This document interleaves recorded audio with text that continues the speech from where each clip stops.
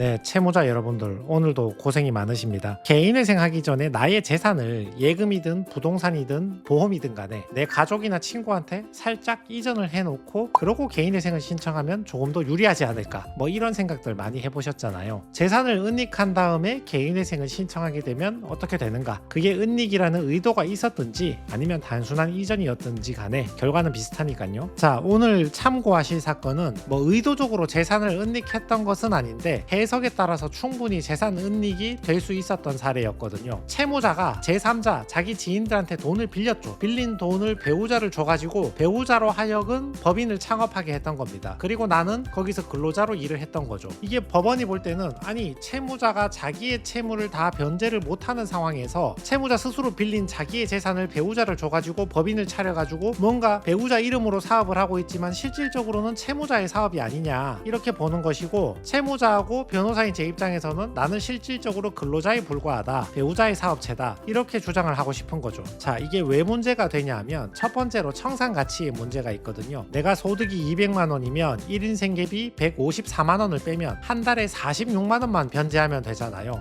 46만 원 36개월 변제해봤자 1600밖에 안 되니까 나머지 채무는 탕감을 받게 되는 거죠. 근데 우리 개인회생에서는 청산가치 이상 변제해야 된다는 조건이 있거든요. 청산가치가 뭐냐 하면 채무자 나의 재산이라고 생각하시면 됩니다. 재산하고 똑같지는 않은데 유사하다고 생각하시면 되거든요. 채무자 내가 가지고 있는 예금 나의 재산이죠. 그리고 부동산도 나의 재산이죠. 보증금도 나의 재산이고, 내가 어떤 사업체를 운영할 경우에는 그 안에 있는 시설 설비 재고 같은 것들도 전부 다 나의 재산이고, 내가 법인을 만들었다면 법인도 나의 재산이잖아요. 내가 100%를 가지고 있든 70%를 가지고 있던 내가 법인에 대해서 가지고 있는 지분도 나의 재산이죠. 이런 것들을 싹 합쳤을 때 7,200만 원 정도의 가치가 있다면 이 채무자의 청산 가치는 7,200만 원 되는 거니까 36개월 동안 7,200 이상을 변제를 해야 되는 사람이죠. 그러면 7,200 나누기 36개월 하면 이 사람은 한 달에 최소 200만 원 이상 변제를 해야 되는구나, 이걸 알 수 있는 거죠. 원래는 소득이 200만 원이면 한 달에 46만 원만 변제하면 되는 사람인데 청산 가치가 크다면, 다시 말해서 내가 제3자 명의로 차린 사업인데 배우자든 친구든 간에 그 사업체에 대한 자산이 내 재산으로 인정받아 버리면 내 청산 가치가 커지니까 46만 원 변제할 사람이 200만 원을 변제해야 된다거나, 또는 소득이 너무 작아서 한 달에 200만 원 변제하는 게 힘들어지니까 개인회생 신청 자체가 기각이 될 수 있는 거죠. 자, 참고로 배우자 재산 문제도 있는데 요거는 약간 구분해서 보셔야 됩니다. 방금은 배우자든 친구든 제3자 명의로 법인을 차렸으니까, 사업을 차렸으니까 그게 실질적으로 내 재산이니까 반영한다, 뭐 이게 되느냐 마느냐의 논점이었고, 요거는 배우자 재산, 뭐 내가 배우자한테 뭐 넘기고 이런 게 아닌데 원래 배우자가 재산이 1억이 있다고 가정했을 때 이 2분의 1이 채무자한테 반영이 되었거든요, 예전에는. 그러면 채무자 입장에서는 배우자 재산 1억의 절반인 5천만 원이 청산가치에 반영되면 5천만 원을 36개월 동안 5천만 원 이상 변제를 해야 되니까 최소한 월 138만 원 이상 변제를 해야 되거든요. 물론 현재가치 할인 개념이란 게 있는데 뭐 다 아실 필요는 없는데, 근데 이게 실무준칙이 개정이 되어서 서울, 수원, 부산 그리고 서울 규정을 준용하는 대전법원까지 배우자 재산의 2분의 1을 포함하지 않고 제외하는 것을 원칙으로 바꾸었죠. 그래서 이쪽 관 아래에서는 배우자 재산이 채무자의 청산가치에 반영되지 않는 거고, 다만 이건 원래 배우자 재산을 의미하는 거고, 내가 배우자한테 재산을 뭔가 이전해서 은닉했다면 배우자 재산이 이 문제가 아니라 재산을 은닉 이전했으니까 그 이유로 청산가치에 반영하라고 하는 거죠. 그래서 내가 홍길동이라는 제3자한테 재산을 맡기게 되면 그게 뭐 홍길동 씨한테 내 부동산을 이전했든 예금액을 이체를 했든 홍길동 이름으로 개인 사업을 차렸든 법인을 만들었든 간에 이런 재산 은닉 행위가 있다는 그 자체로 신청이 부당하다고 봐서 기각이 될 수가 있고, 또는 사안이 경미하고 봐줄 만한 사안에는 이렇게 이전한 재산을 채무자 재산에 청산가치에 반영해서 변제금을 더 내라, 이렇게 보정이 나올 수 있는 거죠. 그러면 소득이 200만 원이라고 가정하면 1인 생계비 154 빼고 한 달에 46만 원 변제할 사람이 청산가치 1억이 반영되면 한 달에 280만 원 그 이상 변제를 해야 되는 어려움에 처하게 됩니다. 그리고 소득이 너무 적으면 청산가치 이상 변제가 안 되니까 아예 기각이 될 위험성도 있긴 합니다. 오늘 채무자도 역시 이 사안이죠. 채무가 늘어나고 상황이 너무 힘들어지니까 이거라도 해서 돈 좀 벌어보자 해서 주식에 덤볐다가 빚을 많이 지게 되었던 사안이죠. 예전에 다른 식당 대표하고 동업을 했는데 자기가 받아야 할 수익금은 잘 받지 못했는데 그 대표자한테 빌린 돈도 있었거든요. 그거는 대표자로부터 청구를 받아서 패소해서 3억 이상 그 대표자한테 갚아줘야 되는데 내가 받을 돈은 못 받았다. 그래서 이 3억 등등 해서 해서 채무가 너무 늘어났다, 월급까지 압류가 되었다, 이런 이유로 개인회생을 신청하게 되었습니다. 개인회생을 신청하자마자 법원에서 바로 눈치를 채는 거죠. 대표자가 이 사람으로 기재되어 있는데 딱 보니까 채무자의 배우자 같은 거야. 그러니까 대표와의 관계, 취업 경위 이런 것들을 구체적으로 설명을 해보라. 그리고 23년도에는 그 식당에서 1억 이상 월급을 받았는데 24년도에는 5천만 원밖에 월급을 못 받았네? 왜 갑자기 소득이 반토막으로 줄었는가? 개인회생 하려고 일부러 소득 줄인 게 아닌가? 의심을 하는 거죠. 채무자 입장에서는 근로자라고 주장하고 싶은 거고, 법원 입장에서는 배우자를 이용해서 재산을 은닉한 거니까 그 법인, 그 사업체 식당을 채무자에게 청산 가치를 반영하려는 거죠. 법원이 하는 말은 채무자가 실질적으로 운영자로 보인다, 이름만 배우자 이름으로 썼을 뿐이지, 그러니까 그 사업장, 식당의 보증금이나 식당에 설비해 놓은 시설들 이런 것들을 청산 가치에 반영해야 된다. 그리고 사업장이 장사하면 매출에서 비용을 빼고 남은 영업이익이 남잖아요. 식당 매출이 한 달에 1억이다. 근데 물건 사오거나 인건비 주거나 8천만 원 빼고 나면 2천만 원 남잖아요. 그 2천만 원 본인 소득 아니냐? 그거 반영하면 변제금을 크게 올려야 된다. 그러니까 법원은 배우자의 재산 소득까지 전부 다 조사하겠다고 덤비는 거죠. 변호사 입장에서는 청산가치 반영 안 하고 변제금 낮추려고 하면 배우자가 실질적인 운영자가 맞다, 사업장 보증금 시설 같은 거 전부 다 배우자가 만들어 놓은 것이고 채무자는 배우자한테 취업해서 월급만 받고 있으니까 월급만 가지고 변제금을 내겠다, 이렇게 주장을 하는 겁니다.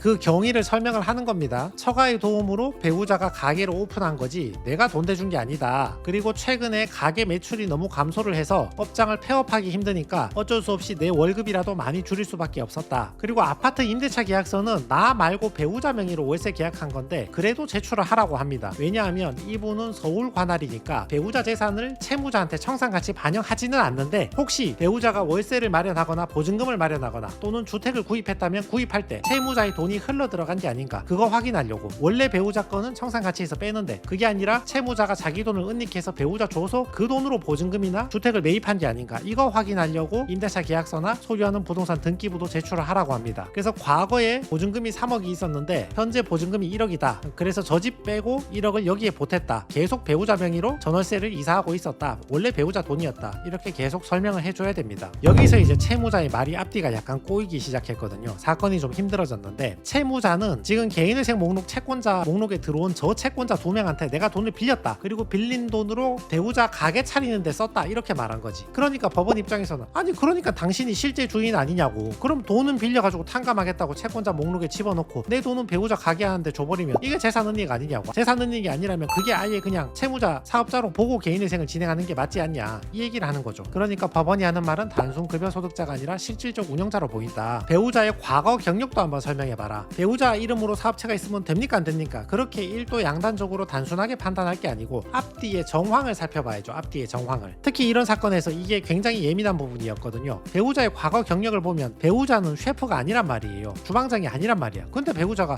갑자기 무슨 돈을 그렇게 써가지고 식당을 차렸냐 이거지. 경력을 보니까 채무자가 주방장인데 차리면 채무자가 차렸겠지 무슨 배우자가 창업했냐, 이게 법원이 의심하는 부분이죠. 원래는 채무자가 개인회생을 신청하면 채무자 재산에 대해서만 소명하면 되는데 이렇게 의심스러운 사안이 있으니까 배우자 명의로 된 법인도 전부 다 설명을 하라는 겁니다. 그 법인이 얼마 벌었는지 알고 싶다. 매달 그 법인의 매출 금액하고 그 매출에서 비용 뺀 거 얼마인지 한번 확인해보자. 쉽게 말해서 매출에서 비용 빼고 순이익 얼마인지 확인해보자, 그 뜻입니다. 자기 자신하고 배우자의 급여를 계속 낮추어서 직원들 월급 억지로 주고 있었다, 그걸 설명하고, 요거는 이제 매달 매출에서 비용 빼면 오히려 적자가 났다, 평균 냈을 때 적자가 나고 있다, 법인이 적자 법인이다, 이렇게 설명을 하는 겁니다. 요거는 직원들한테 월급 줬던 내역이요. 매출이 커 보일 수 있지만 매출에서 물건 사오고 직원들 월급 준 거 이런 거 다 빼고 나면 법인에선 남는 돈이 별로 없다, 이걸 설명하고 싶은 거죠. 직원들 월급 준 것도 설명하고, 원래 자기 법인이 아니면 이런 거 제출할 필요 없는데 이거는 재산 은닉이나 의구심이 있으니까 배우자 명의 법인도 주주 현황을 제출하고, 배우자 소유 법인인데 재무제표도 제출하고, 부가세 내역 같은 거 보면 매출을 대략 짐작할 수가 있죠. 이것도 제출하고, 신용카드 매출 전표도 제출을 하고. 이렇게 보니까 법원이 볼 때는 야 이거 공동운영 또는 채무자가 솔직히 주인인 것 같다, 계속 물어보는 거죠. 그리고 채무자가 작성한 재무제표에 따르면 적자라고 말하지만 이거 솔직히 감가상각비 많이 계상해서 그런 거 아니냐, 감가상각 이거 너무 많이 집어넣으니까 비용 너무 많이 털어가지고 적자가 난 것이고, 그리고 본인이 연봉을 1억이나 받았으니까 적자가 난 거지. 이거 두 개 빼면 오히려 법인은 흑자 본 게 아니냐. 내심 하고 싶은 말은 법인이 당신 소유니까, 법인에서 매출에서 비용 빼고 남는 돈이 크니까 그 돈으로 당신 변제금 더 내라, 그 말이 하고 싶은 거죠. 인건비 내역이나 다시 한번 확인해보자. 법원은 보정 권고를 내려주게 됩니다. 그래서 세금 납부했던 내역도 제출하고요. 배우자 소유 법인이지만 재무제표 다시 제출하고, 법원이 하고 싶은 말은 말은 실질적으로 채무자 당신 소유로 보이니까 그 법인이 소유하는 식당, 시설물 일체를 청산가치에 반영하고 법인이 흑자 법인이니까 영업이익도 당신 소득에 반영해서 변제금 더 내라 이 말을 하고 싶은 거고, 이에 대해서 변호사가 하고 싶은 말은 그 시설이 별로 가치 없다, 이미 감가상각 다 됐고 재고도 남은 거 없다, 이거 뭐 청산가치에 반영할 게 없다, 적자다, 영업이익 반영할 게 없다, 그 주장을 하는 겁니다. 감가상각 같은 경우도 정당하게 내용연수 나눠가지고 우리가 비용 처리한 것이고, 예전에는 영업이익이 높아서 채무자도 월급을 많이 받았지만 지금은 사회적 이슈로 경기 불황으로 식당 매출이 줄어들어서 진짜 영업이익이 적자다 올해부터는, 그래서 내가 월급도 많이 줄인 것이다, 예전에는 흑자가 많지만 지금은 흑자가 아니다, 이렇게 설명을 하는 거죠. 의견의 방향을 잘 고민을 해봐야 됩니다. 내 소유가 아니다 이 주장도 좋지만 지금 이 법인 같은 경우는 예전에는 돈을 좀 벌었던 법인이지만 지금은 재산 가치가 없다고요. 이미 시설 집계 해놓은 지도 세월이 지나가지고 그거를 떼서 팔 수 있는 것도 아니고 재산적 가치가 없고, 몇 년 전에는 돈을 좀 벌었지만 지금은 경기 불황으로 식당이 돈이 안 되니까 매출에서 비용 빼면 남는 돈이 없다 이거죠. 그러니까 내 소유가 아니라는 주장을 하는 것도 중요하지만 경우에 따라서는 재산적 가치가 없는 경우에는 내 소유든 아니든 간에 어찌됐건 재산적 가치도 없고 청산가치 반영할 것도 없고 법인이 적자 봐서 영업이익 남는 것도 없는데 도대체 나한테 반영할 게 뭐 있냐, 그게 내 소유든 아니든 간에 법인의 소유를 따지는 것이 실익이 없는 문제다, 이런 식으로 주장을 해주는 것도 좋은 방법입니다. 그래서 결국 그 법인 식당에 있는 자산이나 이런 것들을 청산가치에 반영하지 않게 되었죠. 보증금에도 반영하지 않고 사업용 설비 재고품에도 아무것도 반영하지 않고 통과하게 되었습니다. 그래서 결국은 사업자가 아니라 근로자로서 월급 받는다, 420만 원 받는다, 이걸로 개인회생을 개시결정을 받게 되었습니다. 내 법인 아니다, 나는 근로자다, 배우자 소유 맞다, 이렇게 인정을 받은 거죠. 자, 420만 원 빼기 2인 생계비에서 193만 원, 월 변제금 229만 원, 36회 변제해서